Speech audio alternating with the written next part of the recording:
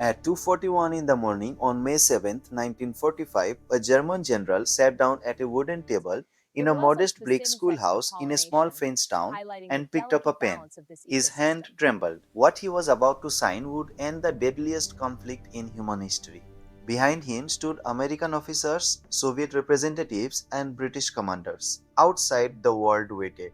Inside this room, Status in report. these Enemy final positions minutes, updated. a war Affirmative, that sir. had Coordinates consumed locked. over 70 million lives hung on the edge of formality, the last remaining barrier between endless bloodshed and silence. This is the story of those final hours. Not the grand narratives you know, not the sweeping conclusions written in history books. This is the minute by minute account of how World War II actually ended. A story of desperation, miscalculation, and the razor's edge between victory and chaos that nobody talks about. The hours that changed everything. By May 1945, Nazi Germany was already dead. Its cities lay in ruins. Berlin itself was nothing but rubble and ash, Soviet shells Gentlemen, still the falling situation on is what critical. remained. We must The act Fuhrer now. was gone, Understood, sir. dead by Mobilize his all own units hand immediately. just three Yes, days sir. earlier in his underground bunker. The Third Reich, which Hitler had promised would last 1,000 years, was collapsing in on itself in real time. And yet, the war wasn't quite over. Not technically, not officially. Germany hadn't formally surrendered. And that small terrifying gap between military collapse and political surrender would create one of the most dangerous moments in the endgame of World War II. To understand what happens next, you have to understand the situation that came before. After the Soviet army swept into Berlin in mid April 1945, German resistance essentially crumbled. The Wehrmacht, once the most formidable military force on earth, had been reduced to desperate clusters of soldiers, many of them Hitler Youth, boys barely 16 years old, throwing themselves at Soviet tanks with nothing but fanaticism and hand grenades. The war in Europe was no longer a conflict, it was an execution. But even as the Third Reich lay dying, one man refused to let it go quietly. Admiral Karl Dönitz, who had surprisingly assumed command after Hitler's death, believed that Germany could still negotiate favorable terms of surrender. He was wrong, of course, but his delusions would stretch out the death throes of the war by crucial hours. Hours during which soldiers were still dying, deserters were still being executed, and millions of refugees were still fleeing westward ahead of the Soviet advance. On May 5, 1945, just 2 days before the formal surrender, German High Command knew the end was inevitable. Yet they continued to fight. In several sectors of the front, German units were still engaging Soviet and American forces. It was meaningless warfare now, combat for its own sake, accomplished only through momentum and a system of command that no longer had any authority to enforce discipline. Soldiers didn't want to die in a war that was already lost, but they were dying anyway. General Alfred Jodl, the chief of staff of the German armed forces, had been tasked with negotiating the surrender. He understood perfectly well what was coming. Germany would surrender unconditionally. There would be no bargaining. There would be no negotiated peace. There would only be submission. And yet, even as he drove to the meeting in Reims, France, where Supreme Allied Commander Dwight Eisenhower had established his headquarters, he carried himself with a strange formality, as if some dignity could still be salvaged from this moment. The location itself was significant. Eisenhower had deliberately chosen the School of Warfare in Reims, a former military academy. It wasn't the grand, symbolic stage that such an event might typically command. There was no castle, no imposing monument to victory. Just a brick building and a room with a wooden table. This deliberate modesty sent a message to Hitler's successors. There is no dignity here. You are unconditional in your defeat. At 2:15 a.m. on May 7th, Jodl entered the room. The atmosphere was electric with tension. Eisenhower didn't attend personally, he left that to his chief of staff, General Walter Bedell Smith. The Soviet Union had insisted on sending an official representative, General Ivan Suslaparov, to witness the surrender. The British sent Air Chief Marshal Sir Arthur Tedder. The French sent General Francois Seves. They all watched as Jodl approached the table, but before anything could be signed, there was a moment of crisis. Susloparov, the Soviet representative, had not received explicit authorization from Moscow to sign on behalf of the Soviet Union. Stalin was insistent on this point. The Russians would not accept a surrender that they hadn't formally approved. It was a complication that could have derailed the entire proceeding. For several tense minutes, there was debate about what the signatures meant, who had authority, whether this instrument would even be binding on the Soviet Union. This small bureaucratic crisis reveals something profound about the final hours of War II. The war wasn't ending because of some dramatic moment of military brilliance or strategic breakthrough. It was ending because the machinery of surrender had to grind forward, because protocols had to be followed, because men in uniforms had to sign documents, even as the guns still fired in the streets of Prague, Vienna, and 100 other cities. The war ended not with Status a report. bang, Enemy but with positions updated. paperwork. Further Jodl search was coordinates given a locked. moment alone to read the instrument of unconditional surrender before he signed. The document was mercifully brief, just a few paragraphs that reduced the entire German state to nothing. No negotiations, no conditions. Complete and total submission to the will of the Allied powers. As Jodl read those words, understanding that he was signing away German sovereignty, German independence, German identity itself, his face remained impassive. He was a professional soldier, he would sign. At 2:41 a.m., Jodl's pen touched paper. His signature, just a name in ink, was the formal end of Nazi Germany's attempt to rule Europe through total war and genocide. The room fell silent. There was no cheering. The British and Americans and Russians and French stood quietly, watching as one of the architects of German military strategy signed away his nation's future. But here's where the minute by minute narrative becomes crucial to understanding what really happened next. The surrender that Jodl signed was not to take effect immediately. There was a time delay built into the document, a gap of almost 24 hours. The surrender would become effective at 11:01 p.m. on May 8, 1945, Central European Time. This wasn't arbitrary, it was designed to give military commanders throughout occupied Europe time to receive the news through official channels to cease hostilities in an orderly fashion. It was meant to be civilized. What it actually created was a bloodbath. Because between 2:41 a.m. on May 7th and 11:01 p.m. on May 8th, thousands of soldiers didn't know that the war was essentially over. News traveled slowly in 1945. Radio broadcasts had to be coordinated. Subordinate commanders in the field didn't receive official notification for hours, in some cases days. And in that gap, men kept dying. In Prague, on the morning of May 8th, Czech insurgents launched an uprising against the remaining German garrison. They had no idea that a surrender had already been signed. They believed they were starting a revolution. The Germans, equally unaware of the formal surrender, responded with brutal force. Fighting raged through the streets of the Czech capital for 2 full days, claiming hundreds of lives, all of them meaningless. All of them occurring after Germany had already agreed to lay down its arms. On the Eastern Front, the situation was even more chaotic. Soviet commanders, driven by the momentum of their advance and still seeking vengeance for the horrors the Germans had inflicted on Russia, continued their assault right up until 11:01 p.m. on May 8th. The Soviets didn't stop because they had received news of his surrender. They stopped because they were told to stop. And so villages burned, civilians fled, and soldiers died in firefights that served no military purpose whatsoever because the official end time hadn't yet been reached. This is the dark secret of the war's conclusion that historians often gloss over. The formal surrender didn't immediately stop the fighting. It created a legal fiction of peace while the guns continued to roar in places like Czechoslovakia, in the Baltic states, and in the final German enclaves holding out in the Alps. Men were still being executed for desertion as late as May 8th, even though their commanders knew the war was over. Soldiers were still dying in combat against an enemy that had officially surrendered. Admiral Donitz, meanwhile, was still clinging to power in the north. After Jodl signed the instrument in Reims, Donitz attempted to claim that the surrender Jodl made wasn't binding on him, that he, as the successor to Hitler, had to ratify it personally.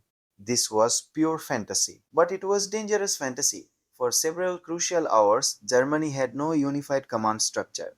Some units were acknowledging the surrender, others were still taking orders from Donitz. Military discipline was fragmenting. In this vacuum, atrocities were still being committed. The most dramatic confrontation of those final hours came in the hours immediately after the Reims signing. German General Ferdinand Schörner commanding German forces in the north, received orders from Dönitz to continue fighting. Schorner, a man of fanatical loyalty to the Nazi regime, was determined to be the last German general to surrender. He genuinely believed, that fighting on even after the surrender had been signed would somehow preserve German honor. But his soldiers had other ideas. Reports came back to Schorner's headquarters of mass desertions, of unit commanders refusing to obey orders, of soldiers simply walking away from their positions. The German military was disintegrating not because of Allied pressure, but because its own men had decided they were done dying for a cause that was already lost. Schorner's authority, and through him, Dönitz's authority, was evaporating by the hour. Then came May 8th. The formal surrender had been signed the previous morning, but the official end time was 11:01 p.m., giving commanders almost a full day to wind down operations. That day was surreal. Radio stations broadcast the news. Newsreels showed Jodel's signature, but across Europe, fighting continued. It was as if the war was being broadcast on a delay, as if everyone was watching it end on the radio while watching it continue through their binoculars. In Berlin, which was already entirely in Soviet hands, there was a second surrender ceremony. The Soviets insisted on it, demanding that German commanders sign the instrument again, this time in Berlin, where the war had truly been lost, where the Third Reich had made its final stand. General Wilhelm Keitel, who had replaced Jodl for this ceremony, arrived at Soviet headquarters on the evening of May 8th, unaware that the war would end before midnight. He signed the second surrender agreement at 11:01 p.m. Berlin time. Though due to the time zones, it was technically later in the evening than the official end time. This created a legal ambiguity that existed for years after the war. Was Germany's surrender signed once or twice? Which was the official surrender? The Americans and British recognized the Rom's signing as the moment the war ended in Europe. The Soviets, feeling slighted that their representative hadn't been given full authority to sign in Reims, insisted on the Berlin ceremony as the official moment. Both were technically correct. Both happened, and both happened in that final frantic day as the machinery of surrender ground forward. As the clock approached 11:01 p.m. on May 8th, something extraordinary happened in liberated Europe. Bells began to ring, not in a coordinated way, but spontaneously, town after town, city after city, people emerging into the streets, understanding that the nightmare was finally truly over.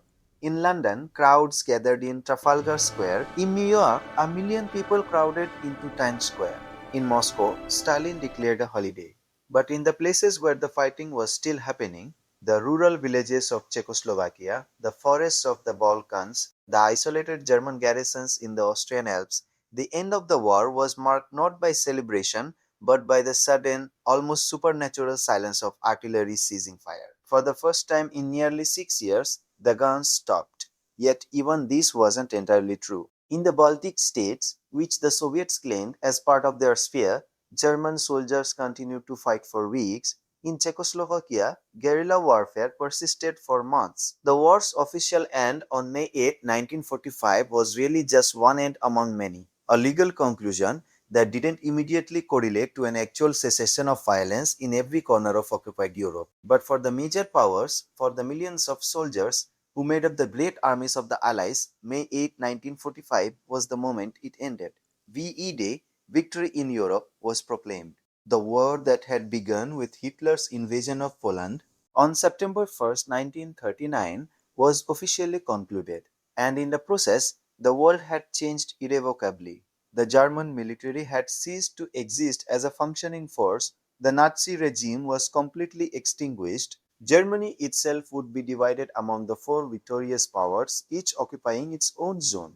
The Soviet Union, which had borne the brunt of the fighting in Europe and lost upward of 25 million people, had emerged as a superpower. The United States, which had entered the war only in 1941, was now the military equal of the Soviets, with the atomic bomb about to demonstrate that the age of total war was entering an entirely new and more terrifying phase. But on May 8, 1945, none of that mattered. What mattered was that the guns had stopped. What mattered was that the machinery of genocide that had murdered 6 million Jews, millions of Slavic peoples, political prisoners, disabled persons, homosexuals, and Romani had ground to a halt. What mattered was that the daily ration of death, the artillery, the bombing, the combat had finally ceased. Yet the story of those final hours, those final minutes, reveals something important about how history actually works. The grand narratives, the strategic decisions, the brilliant generalship, the turning points in battle, these are important. But the actual moment when history changes is often mundane. It's a man sitting at a wooden table signing a document. It's bureaucratic delays and time zones and the gap between intention and execution. It's the failure of information systems and the breakdown of military command. It's the small failures of human coordination that allow grand events to happen. The war didn't end with a climactic battle. The great metropolis of Berlin had already fallen. German forces were already in complete collapse. The war ended because the men in charge of the German military finally accepted what everyone else already knew, that they had lost completely and unconditionally. And they signed the papers that made it official. The consequences of those final hours reverberated through the rest of the 20th century and beyond. The unconditional surrender meant that there could be no negotiation, no stab in the back myth, no lingering German sense that they had been robbed of victory. Germany would be completely occupied, completely dismantled, completely reconstructed. This harsh peace was partly a response to the failure of the Treaty of Versailles, which had ended the First World War with conditions lenient enough that many Germans resented them bitterly. But it also meant that Germany could be rebuilt from scratch, that the poison of Nazi ideology could be systematically rooted out, that a new Germany could be constructed with Allied guidance and occupation. For all its brutality, the unconditional surrender became the foundation for Germany's eventual transformation into a democratic state. The war couldn't be fought again because Germany wasn't allowed to fight. It was, in its way, the peace that actually stuck. The Soviet Union, however, used those final hours and the days that followed to consolidate its control over Eastern Europe. As Soviet armies occupied territories that technically fell under their zone of occupation, Stalin was already planning to keep them. The Soviet representatives' insistence on a second surrender ceremony in Berlin, the Soviet refusal to accept the Reims signing as final, was part of a larger strategy to ensure that the Soviet Union was recognized as a co-equal victor and given the concessions that status demanded. Those final hours set the stage for the Cold War that was about to begin. The war in the Pacific, of course, was still raging. Japan had not surrendered. Japanese forces were still fighting in the Pacific, in China, in Southeast Asia. The war in the Pacific would continue for another 3 months and 2 weeks, not ending until Japan's formal surrender on September 2nd, 1945, after the atomic bombings of Hiroshima and Nagasaki. Those final moments of the European war were just a prelude to the even more cataclysmic finale waiting in the Pacific. But for the people of Europe, May 8, 1945 was the end of a nightmare. The total war that had claimed 50 million lives on the European continent alone could finally cease. The systematic genocide was over.